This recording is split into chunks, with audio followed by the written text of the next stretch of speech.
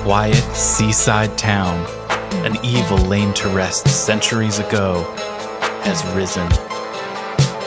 An abandoned fortress deep in the swamp holds a secret that could save the village or destroy it. Now, a band of adventurers sets out to dig up the wounds of the past and bring the light of day to the roots of ruin. This is Tabletop Gold.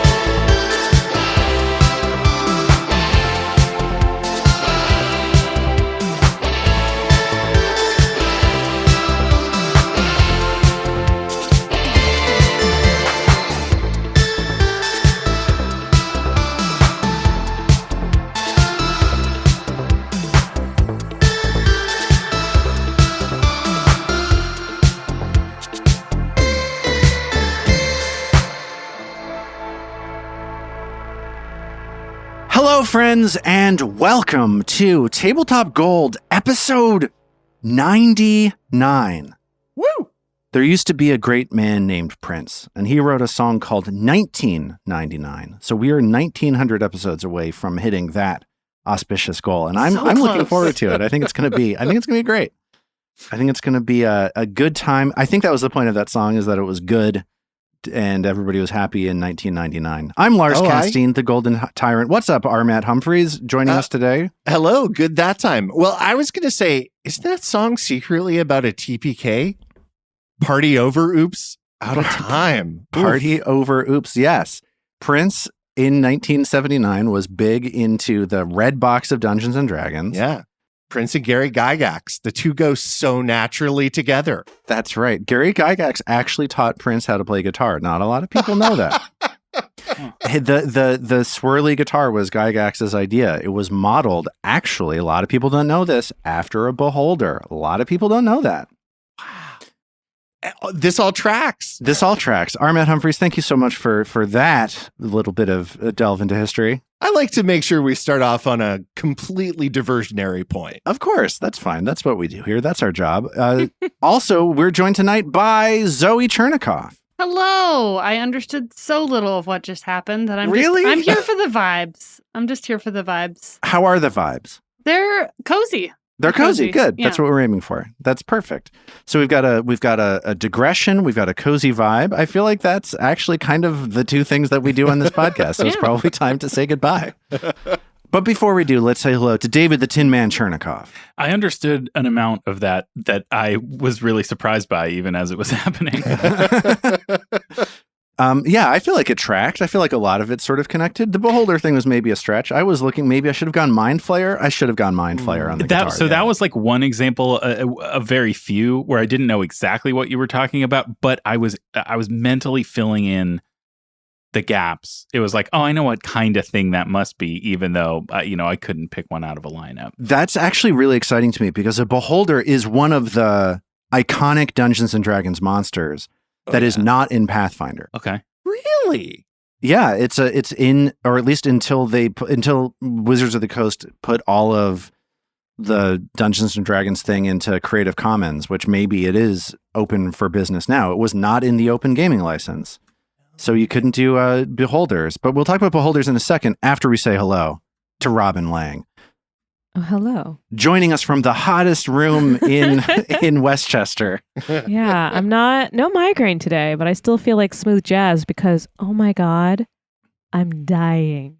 I record from my attic and it got up to about 90 today outside. Oh gosh, and there's an ant flying around. Cool, coming out of my computer. I wonder if that's why my computer's so hot. Wait, sorry, it came out of your computer? Get a frozen lasagna on there. Yeah, ASAP. Can I tell you something about ants in computers? Famously, one of the adhesives used in I think it's the first generation of Xbox video game consoles, one of the adhesives used is delicious to ants. So those consoles fill up with ants all the time. They get hot and then kill them? That's what, I wonder if my house was put together by that. Because also with the warm weather, we've had an influx of ants, so we had to call an exterminator today. It's the only possible explanation is that you live inside of an Xbox. That's the only way that can happen. I feel like what's about to happen is that Lars is going to do that once more, and then he's going to tell us that they were two truths and a lie, and we're going to have to figure out where he's going with it. So, and we'll be sitting here like, I'm pretty sure Gary Gygax did not teach Prince guitar, but that ant thing was super far-fetched. Yeah, so I'm recording with an ice pack around my neck because it's so hot up here. That's a truth. We can see it. Unless you filled it with hot coal, and that's the lie. No, maybe that's why you're so warm. It's you should get that hot coal off your face. An ice pack. Oh my God, imagine if I was making this room even hotter. Every window's open, and it's still like 85 degrees up here at least. There was a chocolate bar that had melted on my desk. Ooh. That could actually explain the ants. I think that's a more direct possible explanation. You should get the hot coals off of that thing, too. Speaking of things that are hot and gross, I want to follow up a conversation that we had many episodes ago at this point about my shoes. If you recall, I bought a pair of shoes that was accidentally not a real pair of shoes, but was a pair of neoprene slip-ons with a picture of shoelaces screen printed onto it. I recall your God, what were they called? The pseudos? They were called pseudos, and I want to be really careful about what I say because I don't want to threaten it. I don't want to get any legal action brought against this podcast. Against potential future sponsor pseudos. But also our listeners need to know. I think it's reasonable. And let me just say that the thing that I'm about to complain about only hasn't been made right yet. The pseudo company absolutely has the opportunity to step up and do the right thing. This is a good growth mindset way to frame this story. So I'm traveling in Virginia right now, and my mom asked me when I came in the house if I smelled the cat pee smell that had suddenly entered her home. Oh no! Oh boy! And these shoes that I have right now smell awful now, and I've done everything I can to fix them. I have used shoe deodorizer. I have washed them I followed the directions to wash them in the, whatever it is, the laundry monster, whatever it's called, washing machine. Laundry monster. And it just keeps smelling more and more like cat pee. And I don't know what to do. I contacted the pseudo company and I said, my shoes smell like cat pee. And they immediately were like, the number one cause of that is, did a cat pee on your shoe? No. And I had to tell them, no. I have no cat. That is a brazen response to that complaint. Yeah. They did it in a nice way. It didn't make me feel bad. I understood why they were asking the question. Just doing their due diligence. Have you tried unplugging and replugging your shoes?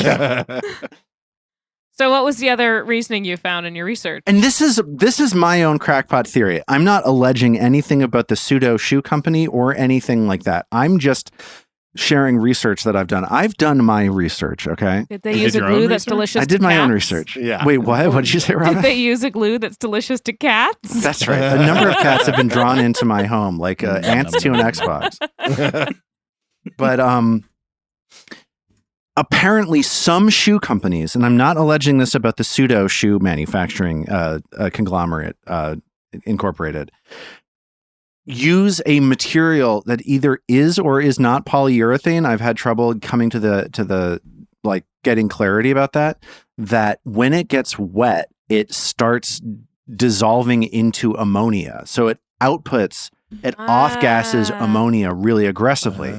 I found a number of Amazon reviews from a dude complaining about his New Balances in 2012. And he kept trying to buy he bought New Balances over and over again, being like, do the 330s smell like cat pee? They do. Do the 360s? They do. God damn it. No. So I have two things to add here. Yeah. Neither particularly helpful, but I'll add them both.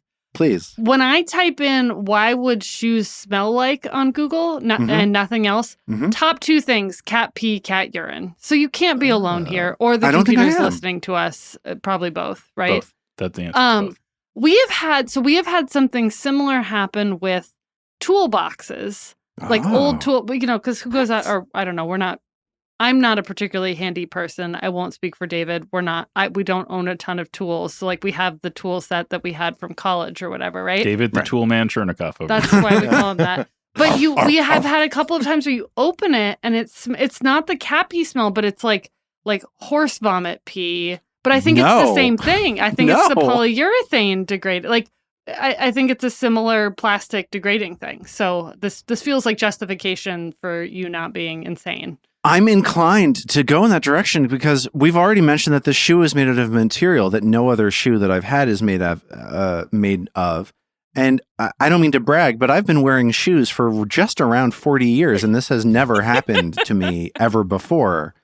Zoe is doing her own research in the meantime and just shared a link in the Zoom chat that because the window is minimized, so I can't see the whole thing. All I saw is that the URL is fixthatsmell.com.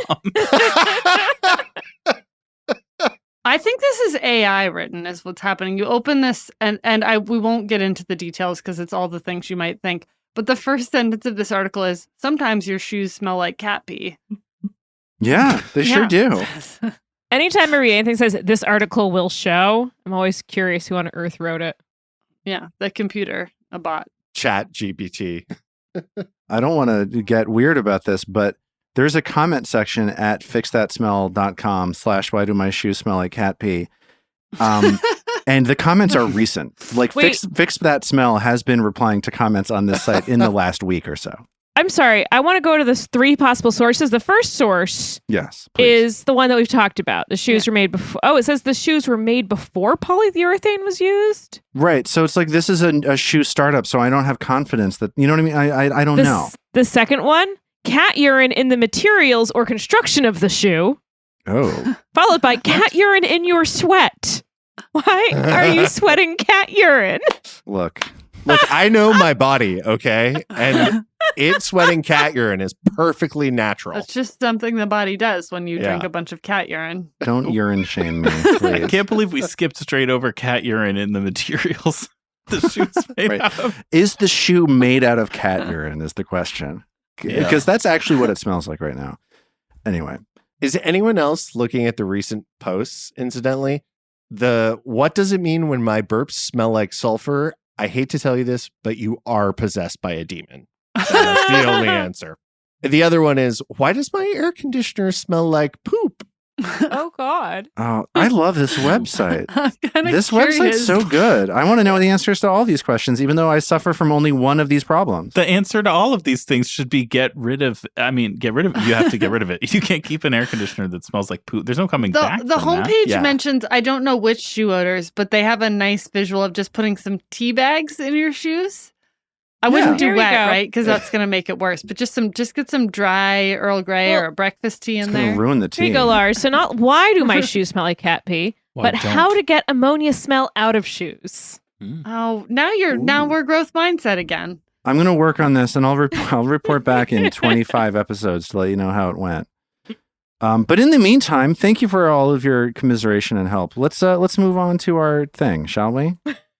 I need to know why an air conditioner would smell like poop. I really do. Was there poop in the materials that were used to make the air conditioner? Is the air conditioner made out of poop? Okay, let's move on. I want to thank everybody who is doing what they can to support the show. This is episode 99. We got episode 100 right around the corner. We would not be at 100 episodes or on the doorstep of 100 episodes if not for the support and help that we get from our listeners. And the number one most supportive and most helpful thing that you can do right now is reviewing our show on podcast apps. We just got this great review in from the Kraken on, what is it called? Apple Podcasts? That's right. And they say, they give us a really nice compliment. They say that our show straddles the line between serious RP and goofball antics. And I feel great about that. That's the line that I want to live on that line. That's like the kindest thing anyone has ever said to me. Yeah. Thank you. I like it. That's what a Target, right? Yeah. Yes. Yeah. Target, specifically the store that my mom wants to take me to buy new shoes. Get non-cat pee smelling shoes. Future potential sponsor. This could be your moment. I mean, the season is right. Just become one of those barefoot people. Why do shoes at all? But then when I start smelling like cat pee, I have nobody to blame it on. That's the thing that I'm worried about. Then it's just because you stepped in cat pee. Yeah. Why do I keep stepping in cat pee? .com. Let's do it. Let's get into our game.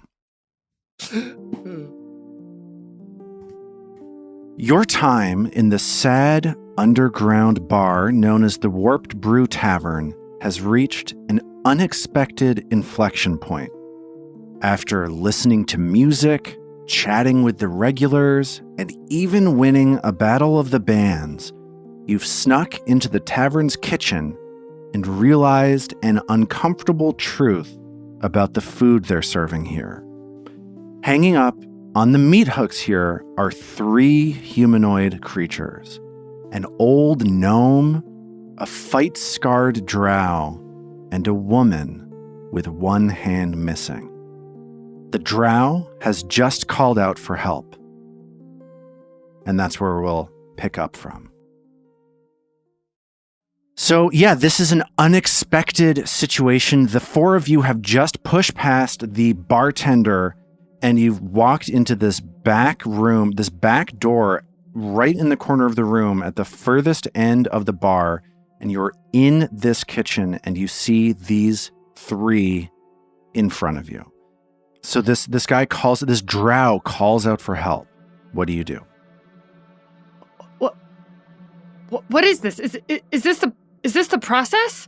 And Ao starts to send her mage hand over to the drow who called out to see if she can sort of fumble around, figure out if there's a latch to get him off, or she feels sort of horrified by this and wants to get him off of the hook that he's hanging on. Yeah, would you give me a perception check, please? And this can be blind or not. I don't really care. 22. Okay. So, yeah, it looks like there is a wound holding him in place on the hook, but it would be relatively simple to lift this person off without much effort. And the guy shouts back, "Process, I don't know what you're talking about." And you step forward and you get a better look at him, and this man is a young drow with wounds all over his body, and he looks at you and he says, I don't know about the process, but please, you gotta set me free.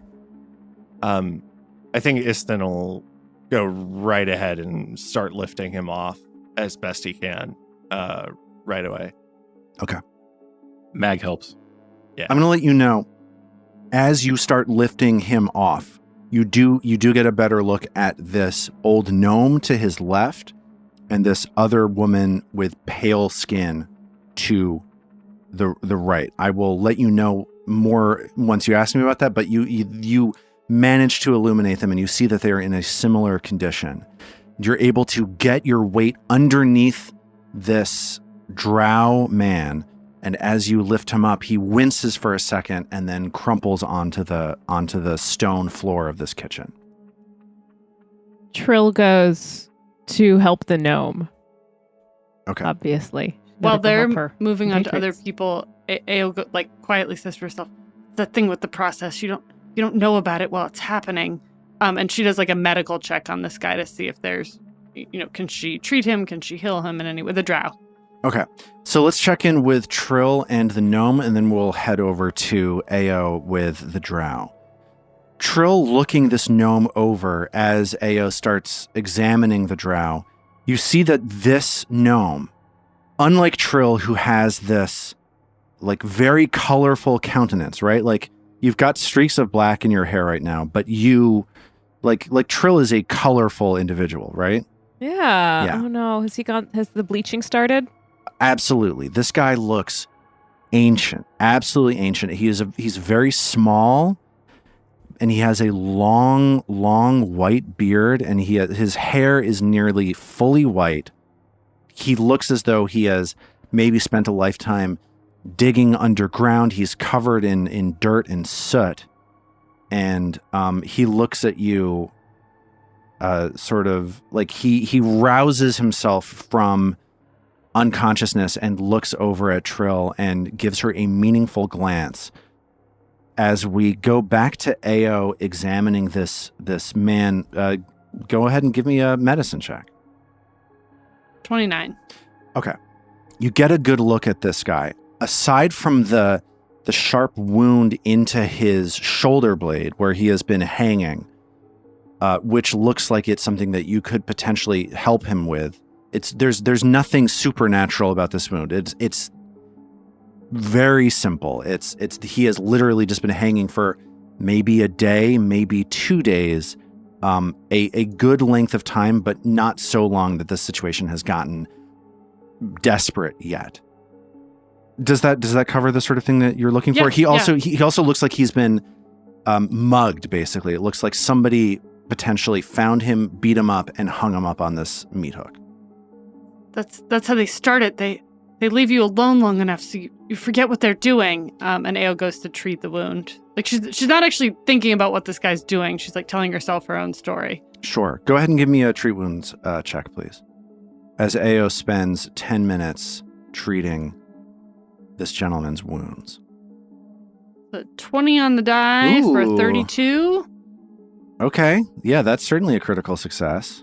For 25 points of healing. Okay. So what that means is by the end of these 10 minutes, Ao is going to be able to patch this guy up significantly.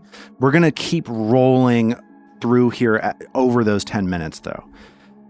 He responds to something that Ao says, and his ears perk up, and he says, you're talking about the Sugathis, right? Is that the process you're talking about? Whatever the Sugathi are doing? That's right, she says, and sort of locks eyes with him. He looks at you meaningfully, and he says, I'm glad you're here. I can only guess that if I wasn't going to be eaten, those Sugathi would come in here and turn me into something else. While this treat wounds is happening, while Ao is patching up these wounds, what is everybody else doing? Well, Trill is kind of cradling the head of this old gnome, trying to soothe him. And she starts speaking to him in Gnomish. Finally, a chance to use my Gnomish. Gnomish. And she introduces herself. I'm Trilphus. We're here to help. What are you doing here? What's happened to you? He responds in Gnomish. So everybody else sees Trill and this small gnome, this ancient gnome talking to each other in a language you don't understand, I don't believe. He looks at you and he says, my name is Glash Drumder. Those flesh-warped animals seized me. I will have my vengeance upon them. Make them rue my capture. And he raises his fist up in the air and then winces as it irritates the current wound of a meat hook sticking through his body. Be careful. And Trill looks over as Trill's inspecting him. She looks over to Ao. It's Ao now, right? Not Norman? Yeah. Okay. Just gotta check. We gotta get you some ears to wear. We need more props. We absolutely, what the show needs is more props. What an audio show needs is more props. Absolutely. No question. Visual and saying in common to Ao, when you're done with him, can you take a look at, what was his name again, Lars? Glash Drumder. Glash Drumder. That's right. Yeah? Can you take a look at his name is Glash Drumder. He was attacked. You don't usually see so many people doing the process all at once. They usually keep you alone.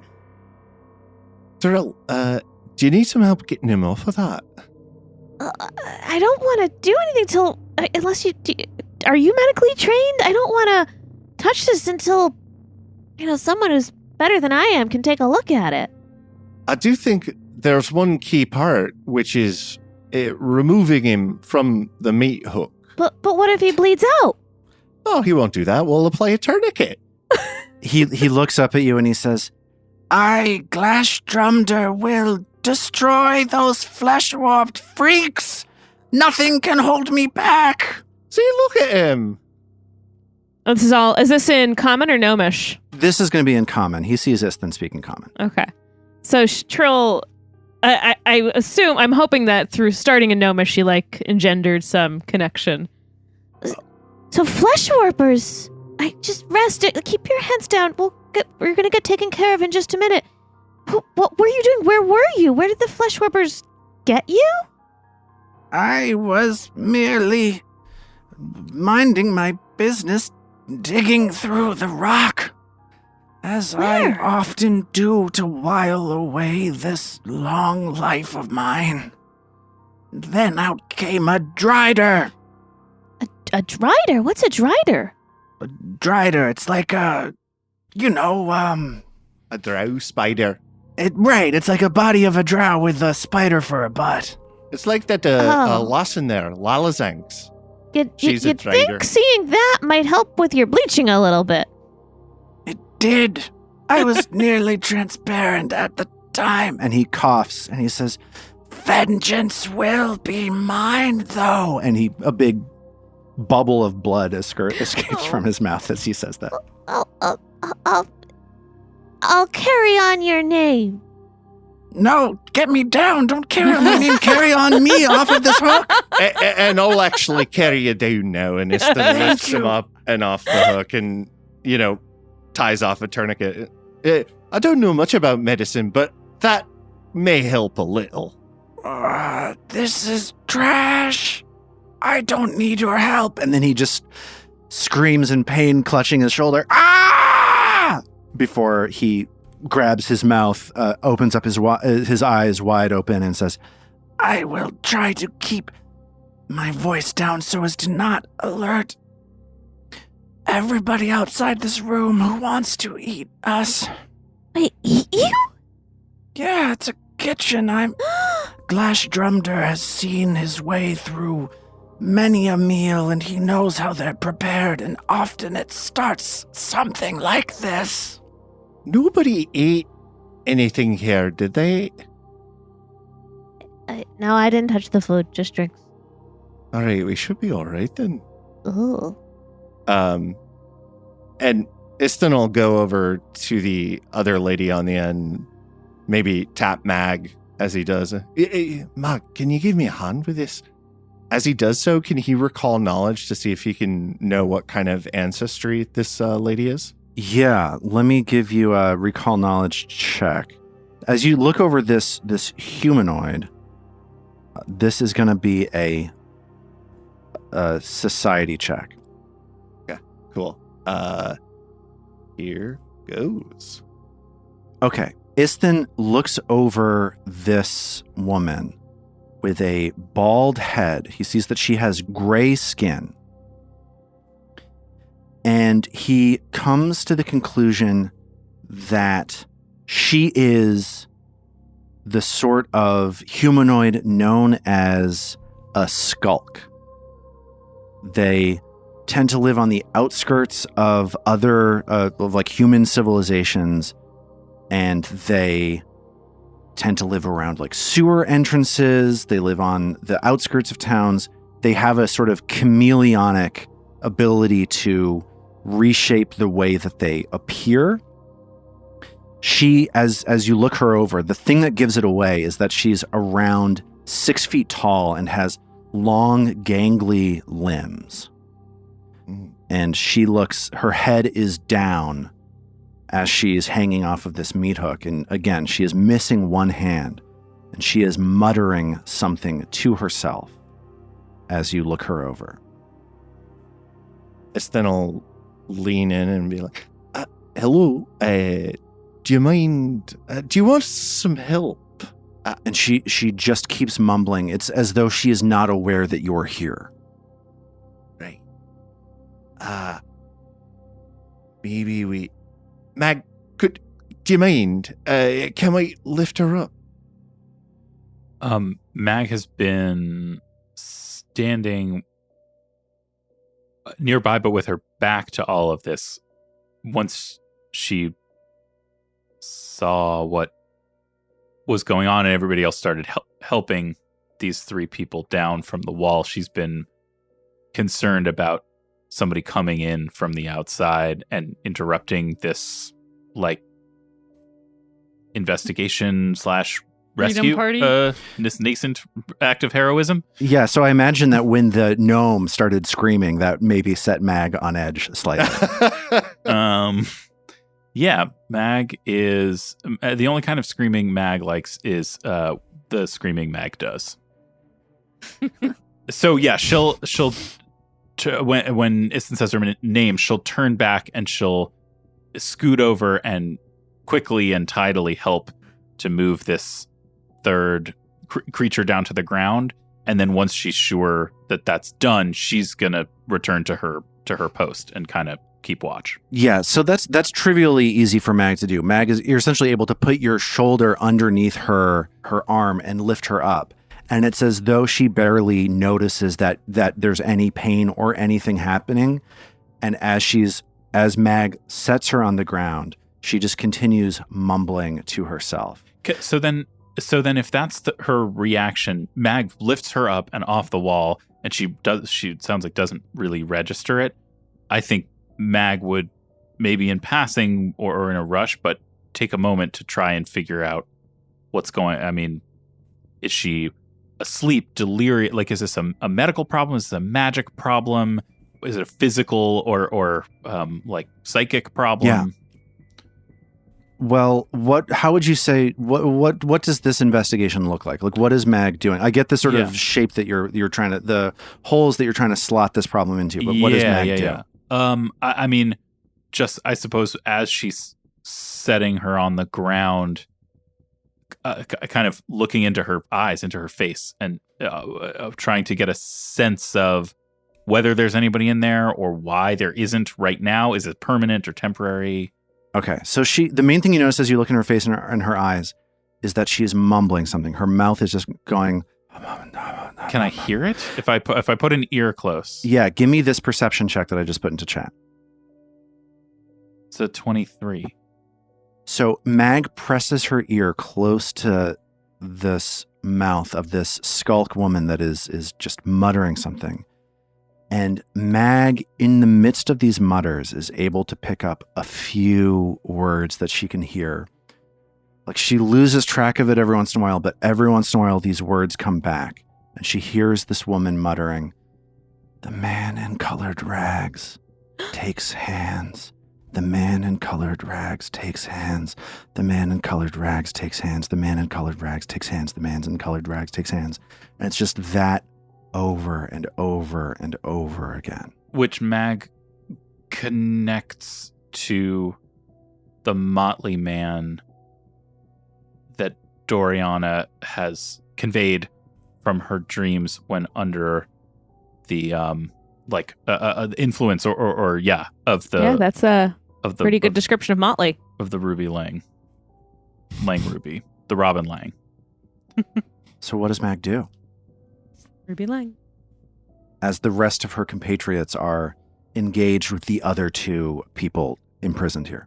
Doesn't change her action. She still just gently places this woman on the ground and, like, with a look over her shoulder, checks to make sure nobody is coming into any of the doors of this room, and then resumes her guard post. But she passes on to the everybody else what's being said, muttered, uttered, and what she makes of it.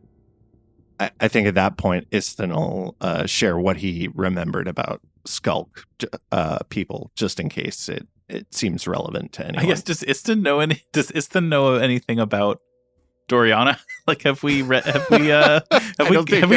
him up on the whole Doriana business? Do we have time for that? We did a real dissolve forward as Trill was talking to Istin on the way to the.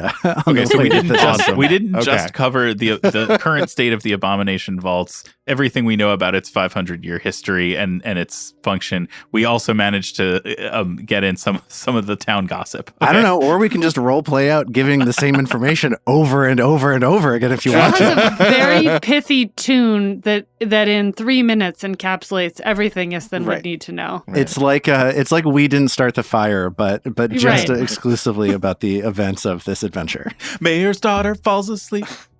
Nice. Yeah, I don't actually want to RP that. It struck me that all of us might find that phrase to be very, very meaningful and resonant. While meanwhile, Istin's like, Ruby who? Ruby which day? I think I saw her perform once, Ruby Lange. Yeah, just back in the bar. She's a cheap imitation. I think in the meantime, as we're leading back up to this moment where Mag learns this information about this skulk woman who was there, let's check in a little bit with. Do you think Ao is chatting with this drow gentleman as she is treating his wounds? Yes. Okay. So she's like, that's right. It's the Sugathi. Oh, but you're not. I mean, you're going to be part of the process. They wouldn't have you hanging here. Well, I if you look at me, you can see what sort of a specimen I am. And he motions his hands towards his body, which is looking good. He is taking care of himself. He says, I don't think that what I've got going on here is necessarily lunch material. I imagine they're probably going to want to use me for something a little more important. Like dinner?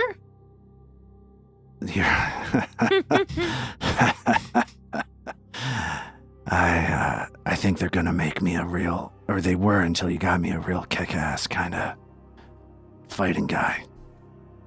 I mean, that's the process, right? I mean, they take you and they change you. The process looks different for different people.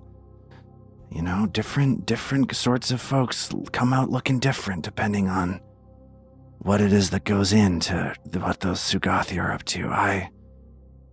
I'm sure I would find my way to being one of those Driders, but, you know, different folks become different. When I mean, the three of you are in here. Have there been others? Where did they take them? Not since I've been here.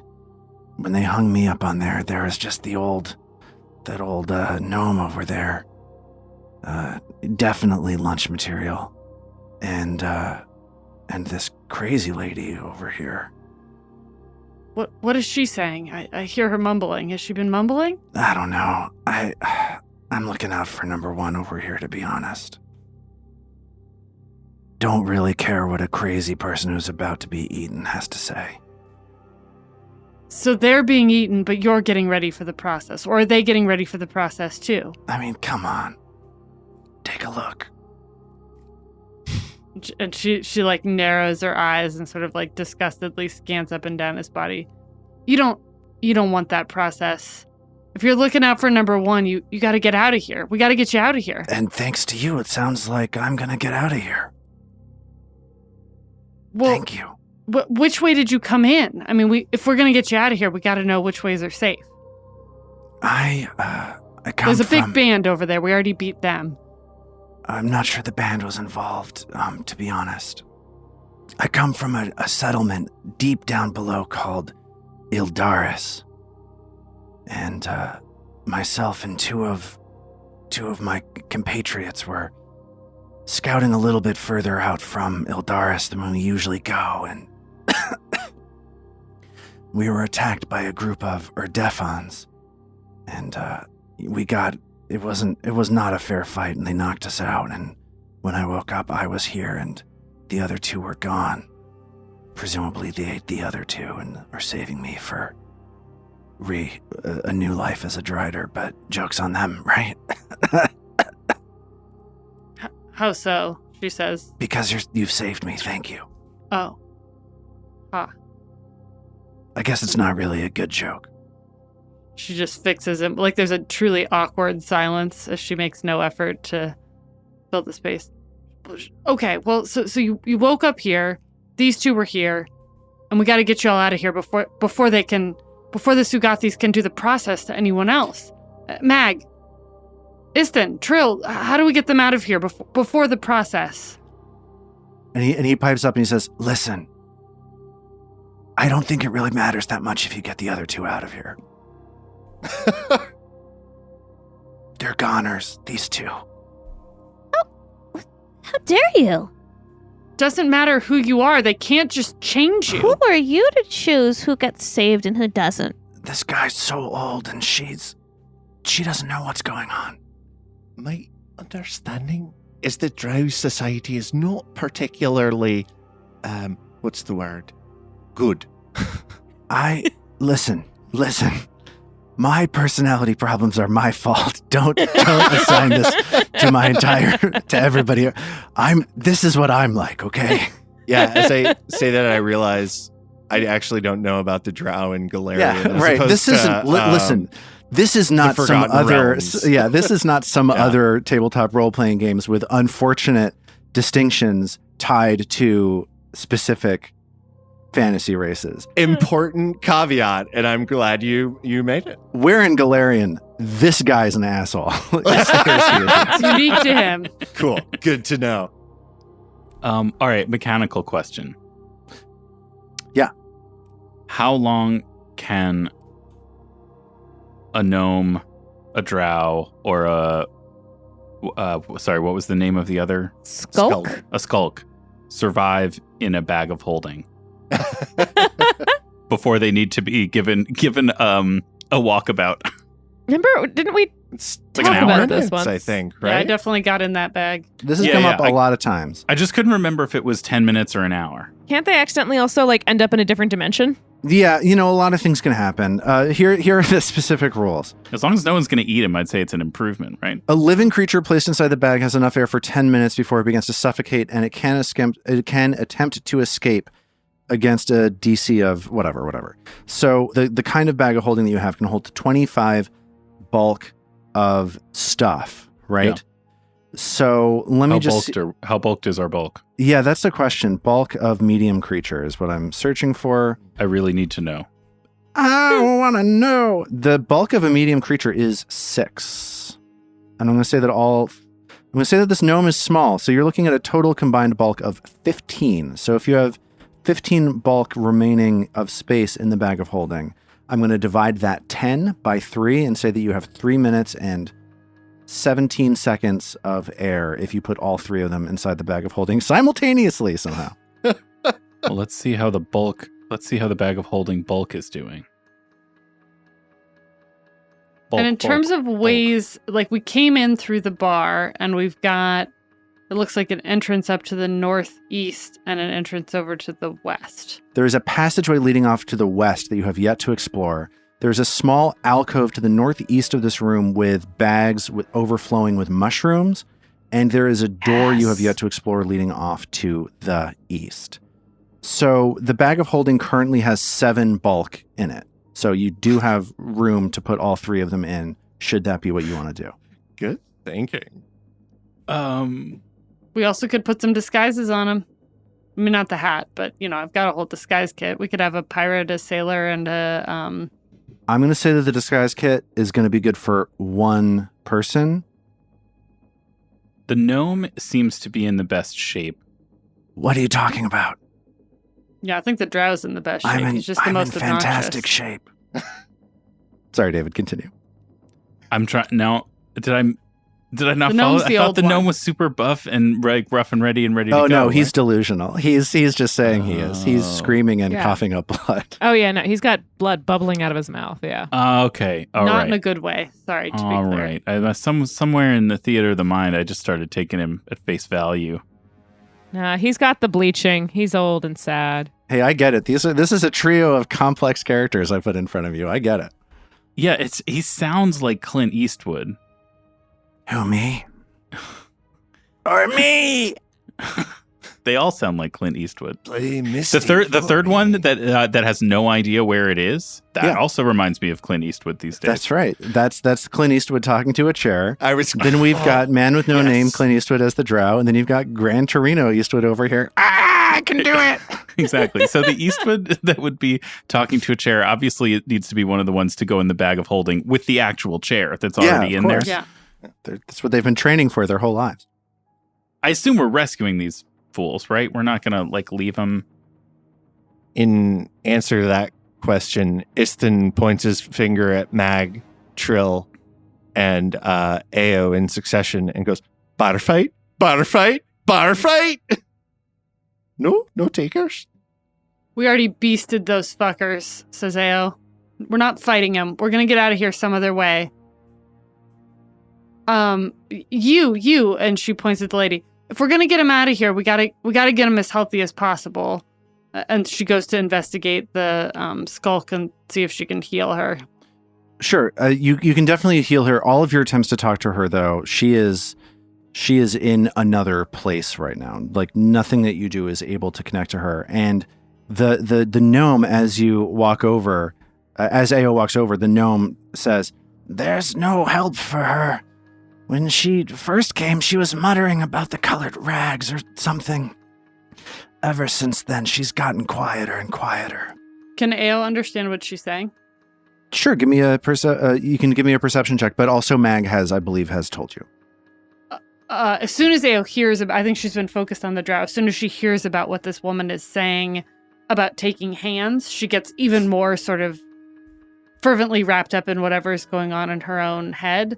That's right. They take your hands. You go through all of it, and then at the end of it, they try to take your hand, and sometimes they take your hand. Like, so she sort of is in this, she's just like patching this woman up, and she's like, that's right, you tell them. That's why we have to get you out of here. And she's just looking past you the entire time. I don't know if Ao notices that. No, but she is care. She's out to lunch. So you're treating her wounds? Yeah. How'd you do? I did well. Thank you for asking. That's a 31 for a critical success, I believe, and she does 18 points of healing. So you've been back here for about 20 minutes by the time Ao is done with that. And then I think if it's all, I feel like we should heal all three of these guys as much as we can in case we get into trouble. Yeah, I think so. Yeah. I might say we might want to think about how long we've been back here. The longer we stay here, the longer it's likely we get discovered and do get into a bar fight. We could also stash them in the bag, get them out of here, take them somewhere where we're less likely to be intruded upon, and then heal them. That was sort of my thought as well. I think the bag is such a bad idea. I'm sorry. Well, that doesn't have to be the bag. I'm happy to just try and walk out of here with them, or put the one that's super cracked out and can't walk into the bag and like disguise the other two. I don't know. I actually think the bag of holding is a great idea, and it kind of inspired. Like that. I mean, it takes us like 30 seconds to walk through a room. We just don't engage. We try not to get held up by anything and walk out. And as soon as you go back into the room, Rita is like, one more song. Right. We've got to do the challenge. Starts playing Freebird. I really want Trill to investigate this room, though, before we leave. Well, I think she could have done that while Ao's healing, right? Okay, so while Ao is treating this skulk woman, where is Trill going to investigate? Just to refresh your memory, there is a strong aroma of smoke coming off of a lit stove in the southwestern corner of this room. Across the room from that, there is a door. Near that door, there's an alcove with a couple of bags overflowing with mushrooms or some kind of fungus, and there is a hallway leading off to the west. Well, I think Trill would probably start with those alcoves to the north. Sure. So Trill walks over to the alcove with the fungus, and you're able to sort through these two baskets. And at the bottom of one of the baskets, there is your hands brush across a hard, large jar, like a glass jar. What's this? And you pull the jar out, and there is a label on it that says Deadly Nightshade. Ooh, alchemical. There's definitely some sort of chemical in it, some kind of fungal something inside of it. Can Trill take a closer look, see if she knows what it is? Just to make sure. For sure. That would be, I think, to identify this, that would be a crafting check. Hey, Mag, come take a look at this. Mag comes and takes a look at this. Go ahead and give me a blind crafting check, please.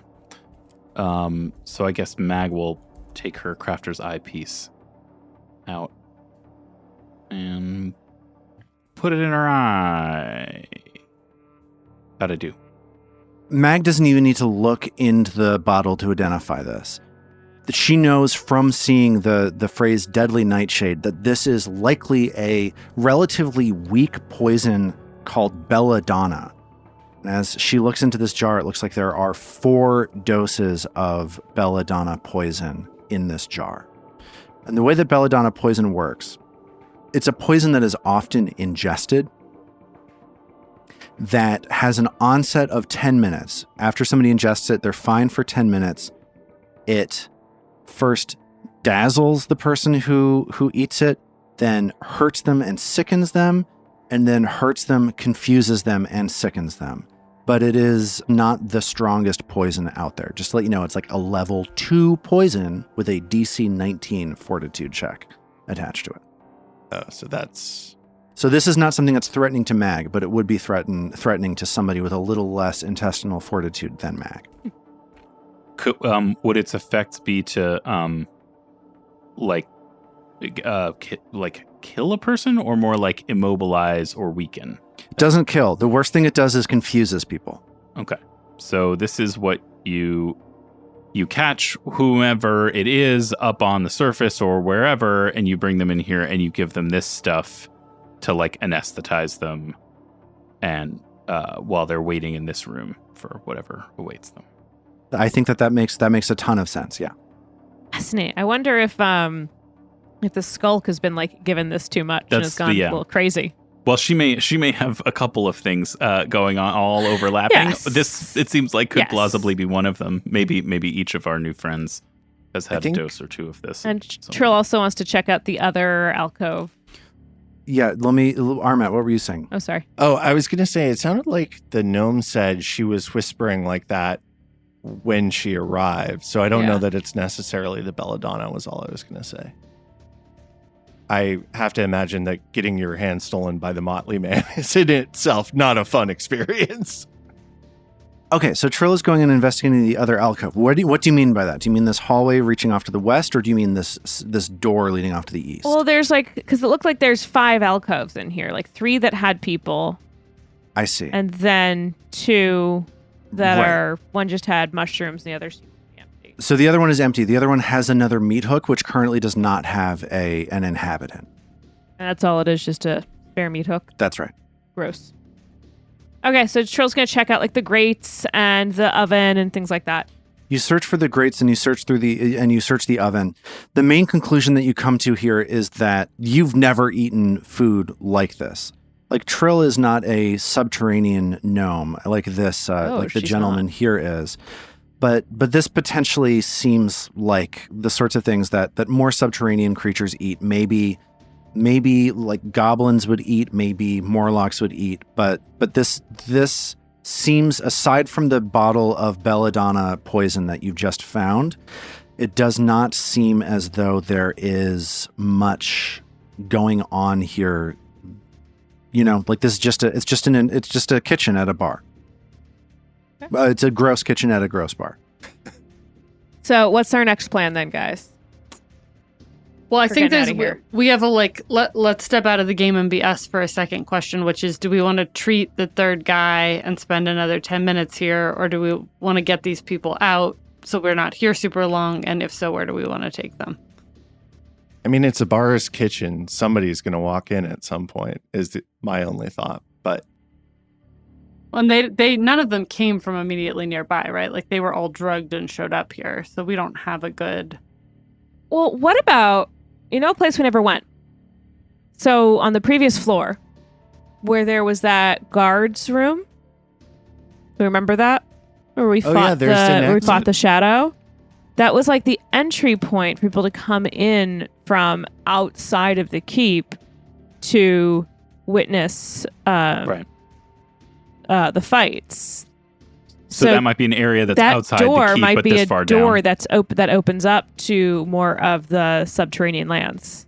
Right.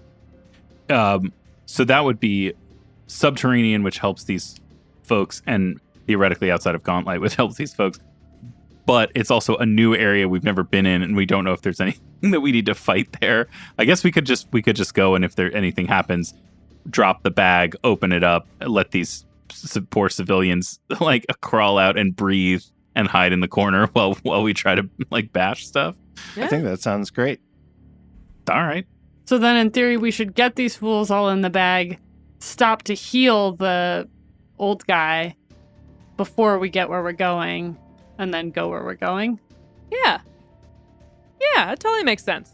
Yeah. It's only 40 feet from the kitchen to the entryway to the next level back up. So the way my non-playing this game on this show day went, I have no idea what makes sense anymore, but that sounds fun. I feel like there's just a place where normally thoughts and words would be happening in my head. There's just like a static electricity, like pink noise is happening. So David's sounds... like the multicolored, the man in colored rags does take hands. This all makes sense to me. I love this. Exactly. The Motley Man has come up with this plan for me, and I think that we should follow it. Okay, well let's in the words of the immortal Mitch Hedberg, fuck it, bag him up. The drow, I think, is like, I'm not getting in that bag with these two. You'll have your own compartment. She has a very regimented system. Let me take a look. He climbs into the bag, pops his head out, and he says, okay, this is fine. So all three of them, you can usher them into the bag. I'm going to say that takes another, 5 minutes or so. But yes. first this drow, whose name you don't know and never asked, it climbs into the bag. It's not about him. Let's call him. That's what you think. Let's call him Drowman. That's not. Drowsy. That's deeply offensive. And he climbs into the bag. So I'm going to say that because this takes. Well, in what order are you putting these folks into the bag? Because one of them is basically immobile and is going to need to be moved quickly by you. You get what I mean? Like, this is not going to be open the bag, instantaneously get in. You're going to have a little bit of error. Do you get what I'm saying? Right. I think we go in able-bodied order. Whoever's in the best shape gets in first. Okay. And then the next one, and then the one that just needs to be placed gently, Mag will place gently at the end. Let's roll some dice, guys. Right? Oh my gosh, are we going to explode the bag? No, I don't think you're going to explode the bag. I just want to see how much time you have remaining. I think that this is something that seems difficult to do, so I think that rolling dice makes sense. What skill do you think we need to use to get people into this bag? I'm going to come up with a Arcana. whole... Could be. I'd buy Arcana. It is a magical bag. But I'm going to... So would have Thievery? Athletics. No? Yeah, it could be. Totally could be athletics. I'm going to make this I think that this is going to be what is this called? The simple DC. And I'm going to say this because this is going to take an expert in athletics to do this. So this is going to be a DC 20. And I'm going to come up with a scale. We're doing this on the fly. We're making this up as we go along. If you critically succeed, that means that you get somebody into the bag in 10 seconds. If you succeed, you get them into the bag in half a minute. If you fail, it takes you a minute to get them into the bag. And if you critically fail, you realize that this plan is not going to work. Okay. And after, so that's the amount of time that will then be subtracted from the 3 minutes and 30 seconds that each of them has. Exactly. So if there's failures in here, that means we only have 2.5 minutes after that to get all the way back through the ball. Correct. Tense. So let's try that. I love it. Okay. All right. So, so you need 3 consecutive athletics checks. Yes, as we see how long it takes you to get the drow into the bag of holding. Can Istin aid Mag? Of course. What are you doing? You're holding the bag open, trying to shove people into the bag? Totally. That is a 22. Okay. And what was Mag's athletics check? 26. So that's a total of 28. That is a success, not a critical success. So you're down to about 2 minutes and 45 seconds of air remaining. Let's get the second. Did we say that was a 45-second problem, or I thought it was 30 seconds out of 3.5. 30 out of 315. Out of 3, it's 317. I'm rounding it down. Oh, I see. Got it. I got it. Okay. So, who's next? The gnome. Okay. So the drow climbs and he says, "Okay, don't hurry me."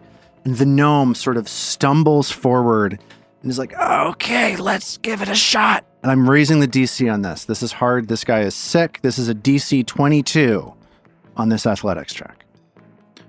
All right, let's do the aid first, dude. Yeah. That is 27 on the age. Okay, that's a success. I said the last one was a critical success. That was a mistake. The last one was also a success. And it's a 28 from Mag plus the aid. So a total of 29. You manage to get him in there as a success. You have 2 minutes and 15 seconds of air remaining in the bag.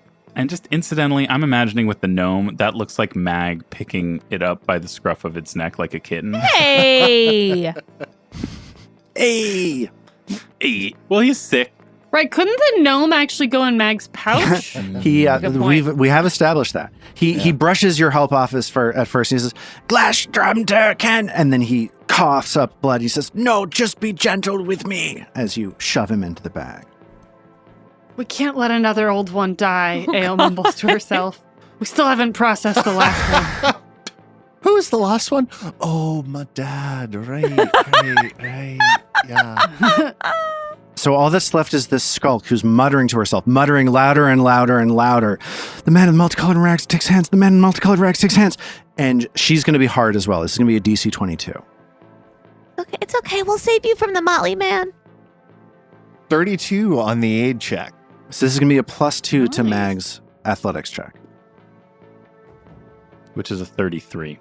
So that's a critical success. So we said that was going to be 10 seconds. So it's 2 minutes and 35 seconds in air as you manage to slip this skulk woman, Mary Poppins style, into the bag of holding. You're able to cinch the bag of holding up, get it back onto your pouch as you have 3 intelligent humanoid lives with 2 minutes and 15 seconds of air remaining on your side, like on your hip. So what's Let's next? go. You want to explore some other rooms? You want to hang out and do other things? Okay. Let's enter a battle of the bands, right? Clock's totally. counting down, guys. All right. The moment the skulk is safely in the bag, Mag strides back through the door and with purpose begins heading back through the bar to go out the way they came. And I think Ao quickly turns into a Morlock and gets in front of her just so they look a little bit more like part of the... I mean, everyone obviously knows them, but just like a little bit less questiony. Okay. So I'm going to say that because we're not really trying to trick these people, I'm not going to ask for impersonate checks. You're just trying to be the same person that you were, who they know who you are. Yes. Blend. So Lalazanx, the Drider, looks at you and says, "Hey, what were you doing back there?" Celebrating our victory. Nang, nang, Bonobo, says Ao, pounding her chest, meaning celebrating your victory. So you're trying to lie to her to get her to not give you any more trouble? That sounds like a skill check to me. Let's have Ao lie to Lalazanx. And while Ao is doing that, Mag stops and waits by the other door that's behind the bar, that's the door that we took to get to that backstage area. Yeah. So that if this slows down and runs out of time, she would at least have the option of stepping out of sight of the bar, and especially Lalazanx, to like throw the bag open and let some more air in. Okay. Should this be a blind or public deception? Do the basic action macro if you wouldn't mind. If you wouldn't mind targeting Lalazanx and doing basic action macro and choosing lie. So Mag nervously puts her back up against this door leading into the office area, ready to disappear within it should stuff go wrong. Okay. And Ao, can you give me that lie again? Like, can you tell me what you said? We nang, nang, nang, Bonobo, of course, meaning celebrating our incredible victory over that band. And she looks at you with steely eyes as the seconds count down. 1 second, 2 seconds, 3 seconds, 4 seconds. And she squints even harder. And she says, "You guys were really good." And she nods, having believed your lie. And I was like, yeah, we were more celebrating beyond. And she walks towards the door that they came in over to the west. The bartender, as you leave, yells out, "Please come back to the Warped Brew Tavern. Your patronage is all..." And he gives up and sort of sits back down behind the bar. And Ao mumbles to herself through the door, "Oh, we'll be back. We've got to end that process." But, out of earshot for all of them. Flavor mumbling. It's a flavor mumble. Yeah. So you manage to walk your way into this hallway now. You're in this hallway that is, as we've established, is greater difficult terrain. Your feet keep slipping and sliding on these... I forgot how shitty it was in there. Yeah, on these beaten up cabinets, covered with broken up restaurant equipment, bar stools, and all that kind of stuff. And the clock continues ticking. You have maybe a minute and a half of air left. Can we aid Mag in like an athletics check to try and get her through it or something like that? I don't know. We just need to get out of this freaking weird corridor full of debris into the Wait, so room. I want to role play that moment. I want to role play that moment of Istin offering to help Mag and Mag saying no.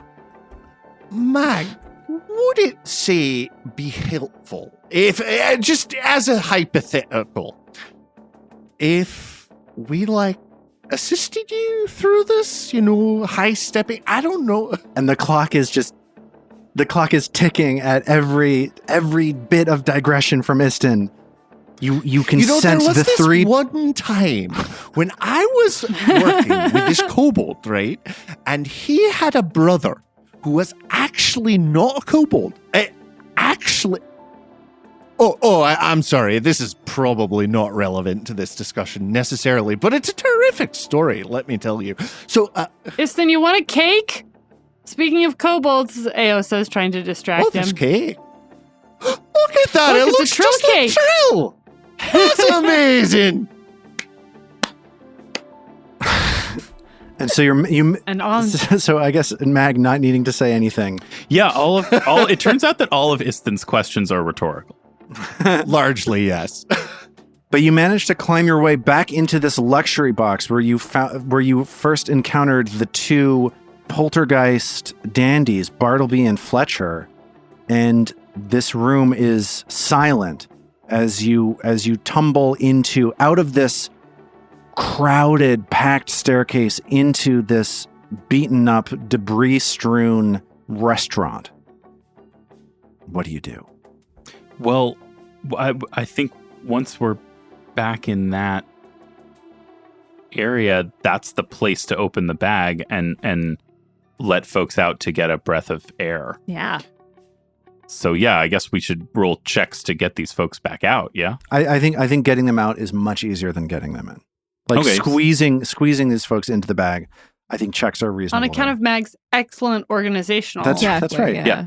It takes Process. time to put things in their proper place and less time to get them out. That's why. That is why you take the time in the first place. It's also so that if anyone else comes along and is not sure where things are, it will be very intuitive for that person to David, find those things. Can you please come explain this to my students? Yeah.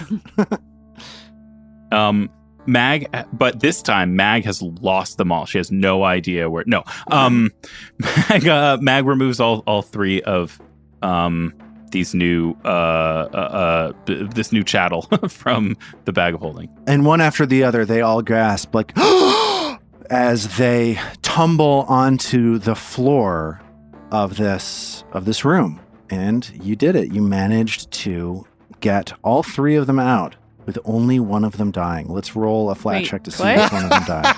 What? Oh. Seriously? No, they're fine.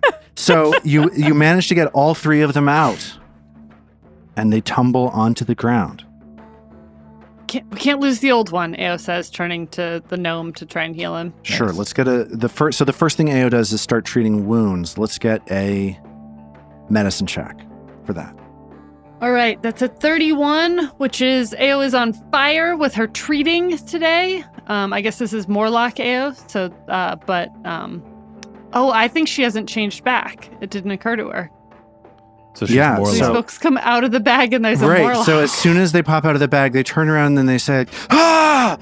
And the drow stands. Ning ning bonobo, ning Yeah, ning. the drow. Does the drow speak Undercommon? He does. What did you say to him? Don't worry, it's just me, that over inquisitive fox.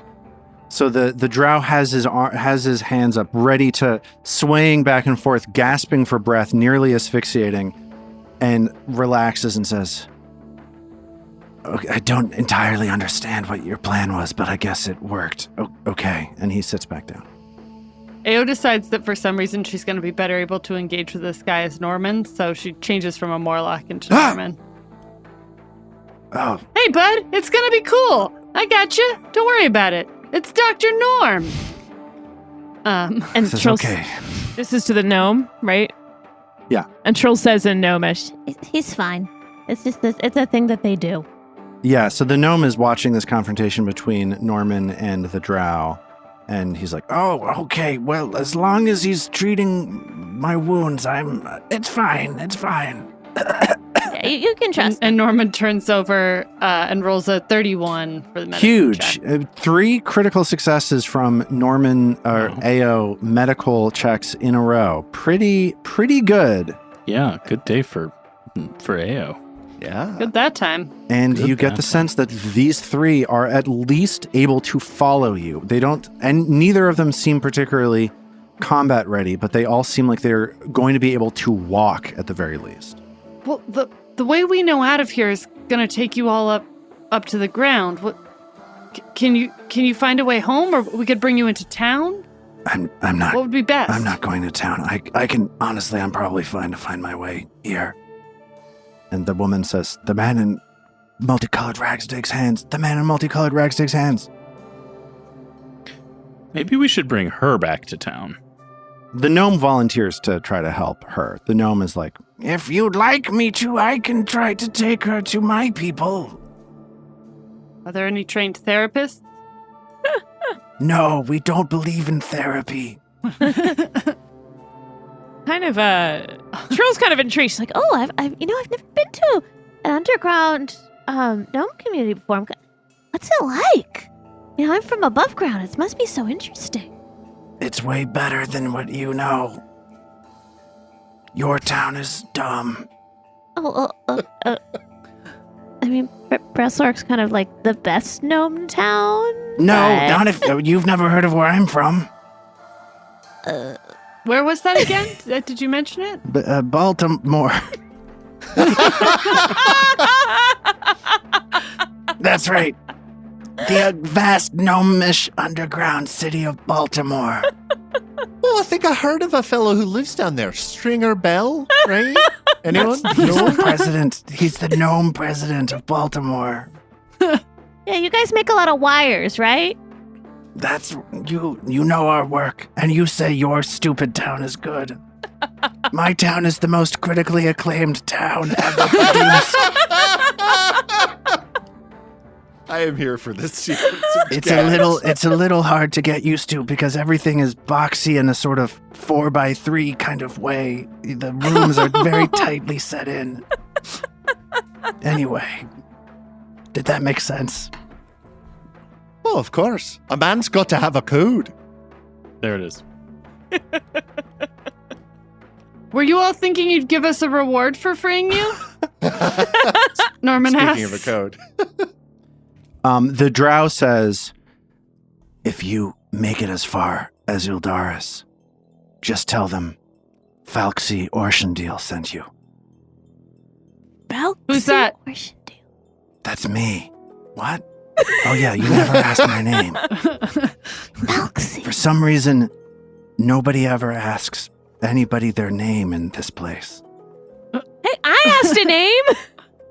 You did. You're better at this than anybody else is. That's right.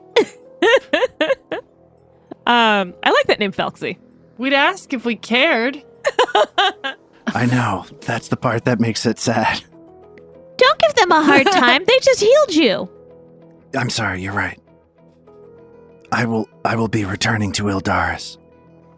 And if you ever make it down there, I will make sure they greet you with welcome arms. Well, thank you. I will do nothing for you. I'm going to Baltimore. I don't want to see Baltimore. I want to see my gnome cousin. Trill kind of sits for a moment in front of the skulk and tries to kind of make eye contact, see her. Soothe helps with saves for mental effects, but it doesn't really cure mental effects. Yeah, right? and I don't think this is something that necessarily needs a mechanical anything associated with it. Trill knows that this person is... There's no magic that she has that's going to be enough. She's gone. Poor thing. What does, just for a moment, without getting gross about it, where she lost her hand? Is it caught her? What can we see from that? Is there a way to do this not gross? And if it's too gross, make it nicer. Yeah. Oh, okay, sure. No problem. It's Lego. Yeah, you look at her hand, and like you might expect that the hand was taken off to be eaten or something like that based on where you found her. But it just looks as though the hand has disappeared. Oh. You see no wound to speak of on the hand. Like it's just a nub at the end of her arm. Kind of. It's just there's just nothing there. And Troll kind of points this out to everyone. Her hand wasn't cut off. Her hand was magicked off. It was removed from time and space. Could it still be? Could it have been brought into whatever other dimension? Like dream dimension? If they want to change you, if they hate you enough, they'll just take your hand. No, Norman, I don't think that this one has to do with the procedure. I think this has to do with whatever's affecting Doriana Menemez. And Norman's just like not listening to her. He's just like, they'll just take your hand and they won't give it back. I wonder if this woman's been through the same thing. Is this what's going to happen to Doriana? I fear it might be so. Well, let's try and make sure it doesn't, eh? But also, Eo and Istin, his brow kind of furrows and he comes over and, squats on his haunches next to her where she's treating She's Norman right now. the gnome. Are you all right? You keep saying you know about this process. What are you talking about, lass? If it's something you want to talk about, I think you'll find no better ears than your friends here and myself. And Norman finishes folding up the things into his medical kit and stands up and turns around and turns back into Ao. I don't know if it's the same process, but people I knew once tried to put me through a process. And at the end of it, one of them, my own family, took my hand. We have to stop it. What do you mean they took your hand? You've got two hands as far as I can see. Are you being figurative? Were you engaged and you had to flee the marriage? That's actually funny because I knew this one lass. She was a tavern girl, right? Lovely. Istin. Right. Mag Focus in. clears Sorry. her throat forcefully. While Istin is doing this, he feels a flick on his nose from Ao's one mage hand, and she goes, two of these hands, but only one of those, like from the mage hand. Oh. I mean, you don't just get one mage hand, you have two hands. I obviously had two mage hands. Where do you think the other one went? My brother took it. I have so many follow-up questions here. Like, just laundry list. Your brother stole your magic? Yeah. I didn't know that was possible. Who put you through this process? And was your brother part of it? Did you both go through the same process? Can you bring us back to the beginning, perhaps? What process was this? Where did you grow up? How did you arrive in Otari? Well, she shifts sort of uncomfortably. It's a long story, but it ends with my brother taking my magic, and it starts with my brother hating my magic, and everything in between is him convincing my parents that my magic, no one else in my family had magic like this, that it was freakish, that it was bad, that I was the golden child, but in a sick way. And so they tried to take it from me. He convinced my parents to take my magic, and they locked me up somewhere, and I had to outsmart the doctors. Do you think someone like me just knows how to do all these medical things? No, I had to outsmart the doctors and get away. The night I ran away, the night I came to Otari, is the night that he took the hand. We had a fight, and I pushed him, and he took it, and I jumped out the window, and I've been running ever since. Trill stands up from sitting in front of the skull and goes and hugs Ao's tail. And Trill feels the mage hand pet her hair. Ao, I'm so yeah, sorry. I have issues with people coming in here and telling people they're going to change them, taking things from people, trying to convince people that they shouldn't be who they are and that they're going to be better if they take away who they are and turn them into someone better, because it isn't better. We have to stop it. Yeah. You're right, Ao. Ao, you're amazing, exactly how you are. And we're going to help these people. Absolutely. We're going to fucking slaughter them. And we'll pick up from there next time.